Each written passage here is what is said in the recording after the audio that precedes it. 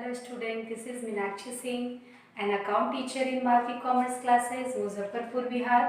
पिछले वीडियो में हमने बीकॉम पार्ट 1 के कंसाइनमेंट अकाउंट के जर्नल एंट्री कंसाइनर के बुक में बताए थे और आज के इस वीडियो में हम कंसाइनी के बुक में बताने जा रहे हैं। लेकिन उससे पहले कुछ नेसेसरी चीज़ बता दें। जनरली प्रैक्टिकल जो होता है वो journal entry in the books of consignor ही होता है, क्योंकि हम बता चुके हैं जो कंसाइनमेंट में सारा रिस्क कवर कौन करता है, कंसाइनर, और एजेंट का कोई काम नहीं होता है, वो बस अपने टाइम को यूज़ करता है और बदले में कमीशन को गेन करता है। लेकिन चूँकि हम लोग सवाल बना रहे हैं तो हम लोग को अकाउंट भी बनाने आना चाहिए, तो journal entry in the books of consignor ही मेन होता है, जिसमें हमारा सबसे इम्पॉर्टेंट होता है कंसाइनमेंट अकाउंट। कंसाइनमेंट अकाउंट आप लोग बनाना जान ही गए होंगे। कंसाइनमेंट अकाउंट बनाने के बाद हम कंसाइनीज का अकाउंट बनाते हैं। अगर किसी भी स्टूडेंट को अकाउंट में खास करके कंसाइनी अकाउंट और कंसाइनमेंट अकाउंट में डाउट होगा तो प्लीज़ हमसे कमेंट करके पूछेंगे, और अगर उनको लग रहा है जो हम ये बना सकते हैं तो फिर आपके लिए इजी हो जाएगा इन दी बुक्स ऑफ कंसाइनी।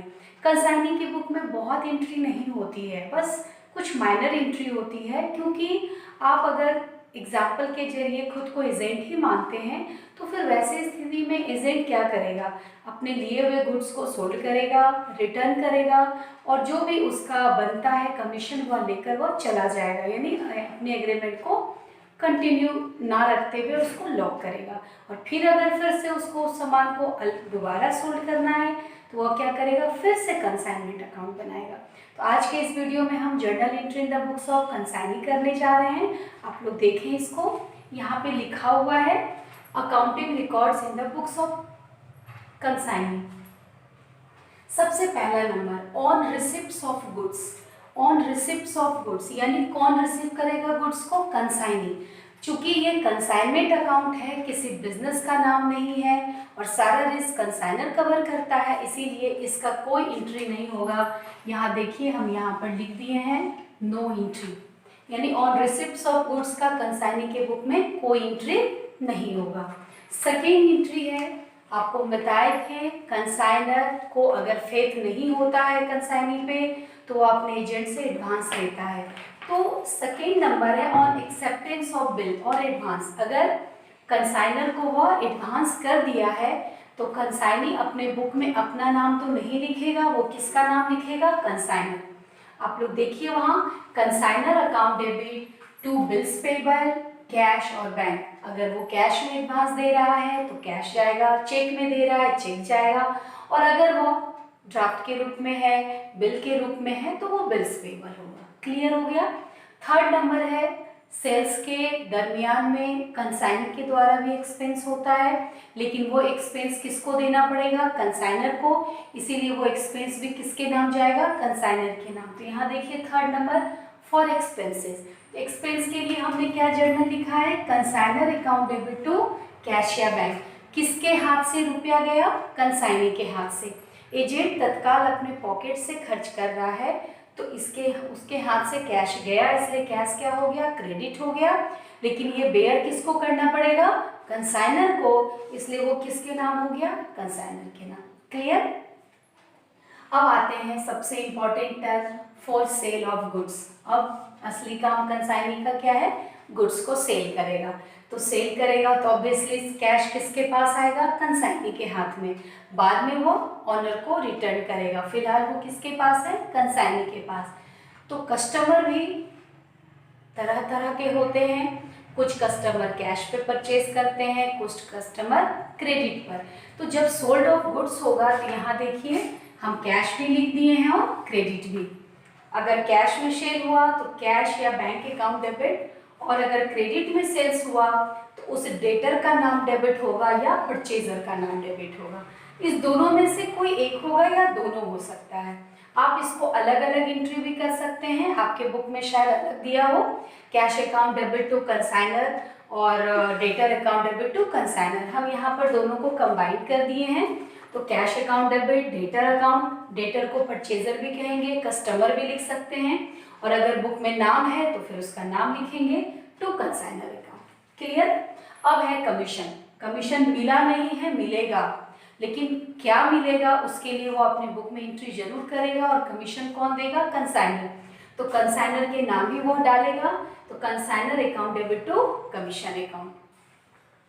फिर है जिस डेटर या परचेजर को उसने सोल्ड किया था क्रेडिट पर, वह डेटर अगर उसके रुपया को वापस कर रहा है, यानी कि रिसिप्ट कैश फ्रॉम डेटर, यानी कस्टमर से जब वो अपने पैसे को लेता है, तो अगर ये क्वेश्चंस में है तो cash account debit to consignment debtor account. इससे कंसाइनर को कोई मतलब नहीं है, क्योंकि ये रुपया किसके पास आएगा? कंसाइनी के पास।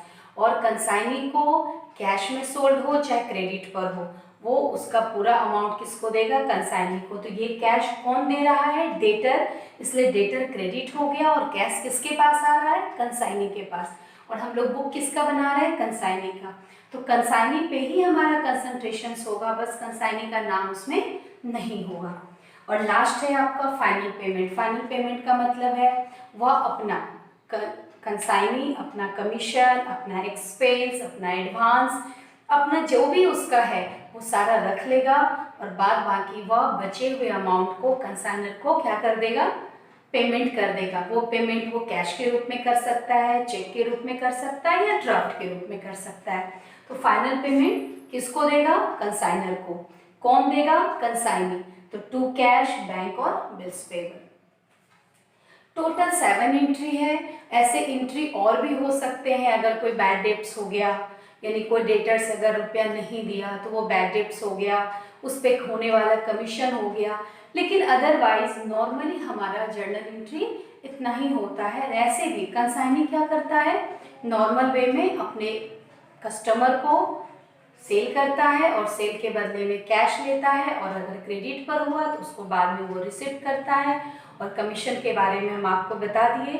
अब हमारा मेन थीम क्या है? ये तो जर्नल एंट्री हुआ, और इस जर्नल की मदद से आपका सबसे इम्पोर्टेंट चीज़ क्या बनेगा?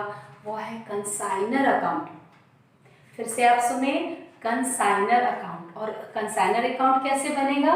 आपके जर्नल एंट्री में जहाँ जहाँ कंसाइनर डेबिट है उससे रिलेटेड आइटम को आप डेबिट करेंगे, और कंसाइनर जहाँ जहाँ क्रेडिट है उससे रिलेटेड आइटम को आप क्रेडिट करेंगे। अगर ध्यान दें तो सेकेंड एंट्री में कंसाइनर डेबिट में है, तो कंसाइनर के डेबिट में आप टू बीपी या टू कैश या टू बैंक लिखेंगे।